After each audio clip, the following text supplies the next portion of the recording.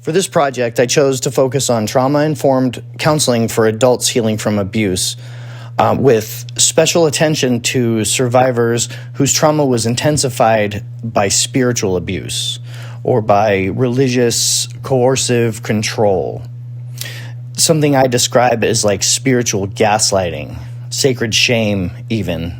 I chose this because, abuse can take many different forms. But the internal aftermath, the way that we survive, process, and move forward often looks very similar. Survivors may struggle with shame, fear, guilt, confusion, like I said, survival-based coping. And in some cases, those wounds are made even worse when religious authority or God language is used to deepen the harm. What drew me on this topic is the idea that trauma is broader than one category of abuse. So a person might have experienced domestic abuse, sexual abuse, emotional abuse, or coercive control, and can even though the details are going to differ, the patterns afterwards often rhyme. Survivors frequently carry self-blame, distrust, hypervigilance, guilt, and in some cases, there's also a spiritual layer where shame or silence is reinforced through religious authority, through doctrine, basically fear-based messages about God, putting people in further fear of their eternal afterlife. So that overlap is what I wanted to explore here. My main argument is trauma-informed counseling for adults healing from abuse it's got to hold two things together. First, survivors across different abuse histories often carry similar internal burdens or patterns of coping. Second, some survivors also carry an added layer of injury when, like I have said, religious or sacred authority or God language is used to intensify or further oppress or gaslight that person's traumatic injury. Often cases that same religious speak and religious gaslighting is done from the abuser themselves. So, and it's also about untangling what they were told all of it meant, the religious language that was used to oppress them.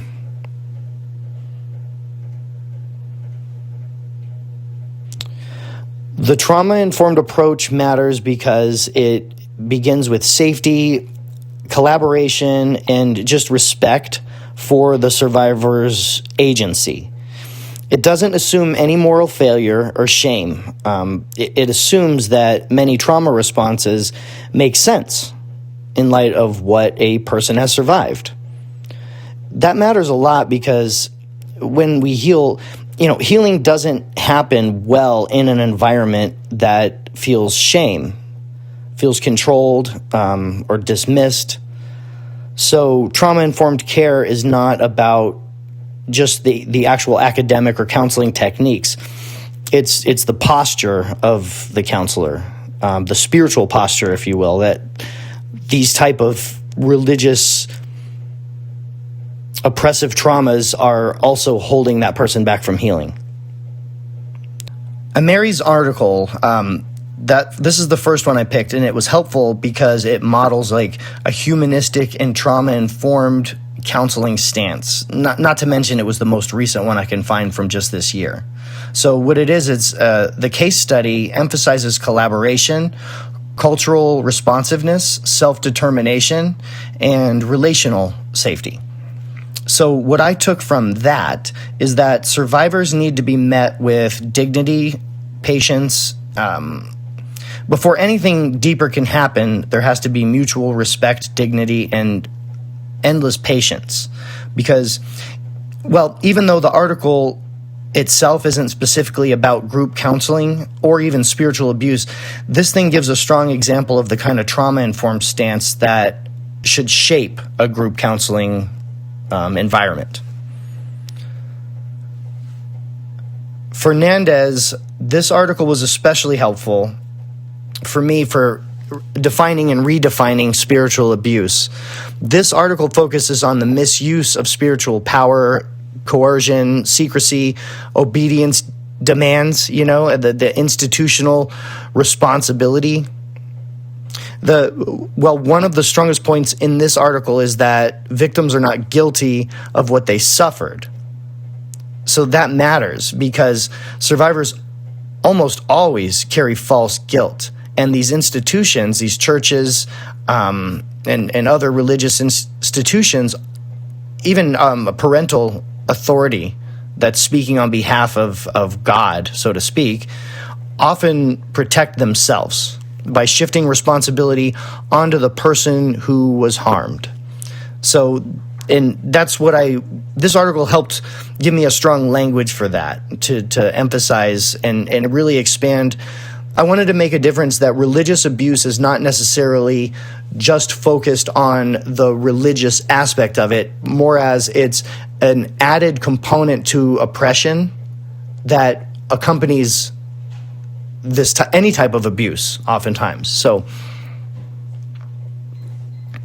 all right, Mulville et al., Mulville and his colleagues, right? This one helped clarify the distinction between spiritual abuse and religious coercive control. The abuse itself may already be recognizable in secular terms. So abuse is abuse, whether it's violence, whether it's sexual, that is a secular thing that happens. What happens also is that religion can be used to deepen the control, the oppression, enforce silence, definitely create confusion. So this Mulville article also highlighted the barriers to help seeking, which includes family, because sometimes this oppression comes from the family. In family dynamics, even in abusive, toxic, horrible family situations, a homeostasis is still reached. And when that happens, even though somebody may be trying to improve the situation, it can disrupt the entire homeostasis of the family, which is why families often use this type of coercion to keep traumatized people within the family system oppressed. Panchuk, this article gave me more of a philosophical lens, which I think is important because what we want in this group is a smooth transition between a person's spirituality and theology and the clinical readiness of the counseling group itself and the group counselor. Like I said, the abuse that happens is secular, the spiritual abuse is theological, and so they have to be intertwined and they are intertwined and they have to be unraveled. So, they're also dealing with concepts and belief that made the harm seem normal, deserved, or impossible to describe. So the trauma is not only emotional or physical, it can also be interpretive and reinforced by family systems. Perry's article helped move two things from definition into recovery. So the main themes of this article the main themes are recognizing the abuse, so telling the story, and redefining spirituality. What's important, redefining spirituality is important because healing after spiritual abuse is not about reducing symptoms. That's already happened. It's got to go deeper into the root. It also has to involve meaning making. Survivors often need to rebuild how they understand themselves and their role in the universe and in the cosmos and spiritually. So this Perry article is especially useful for counseling because it highlights the role of validation, storytelling, imagination, and growth.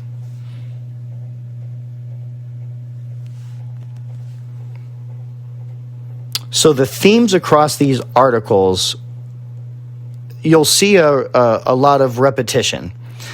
These repeating themes include coercion, shame, distorted self-understanding, we'll say, compromised agency, and the need for validation.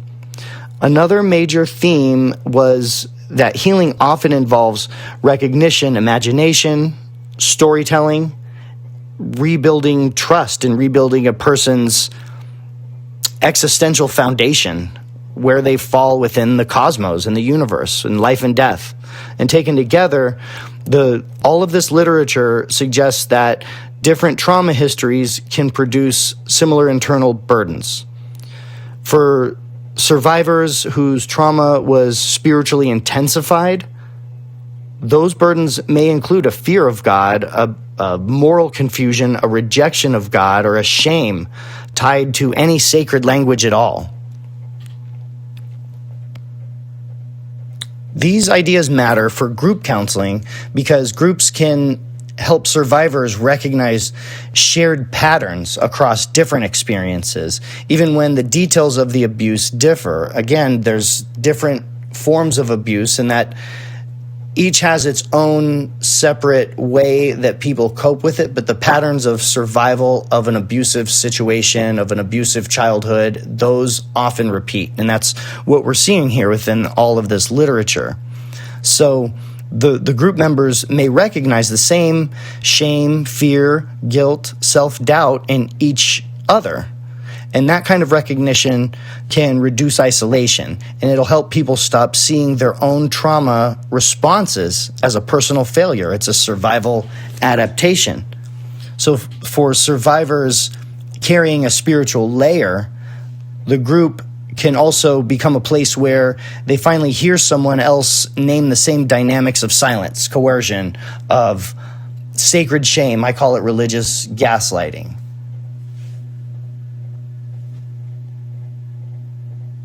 As a chaplain, from a Christian integration standpoint, I don't think faith-informed counseling should ever repeat the same controlling patterns that harmed the survivors in the first place. That seems simple, but here we are. Ethical Christian care should restore dignity, not demand silence. To protect the church, to protect a religious leader, to protect an authority, a parent.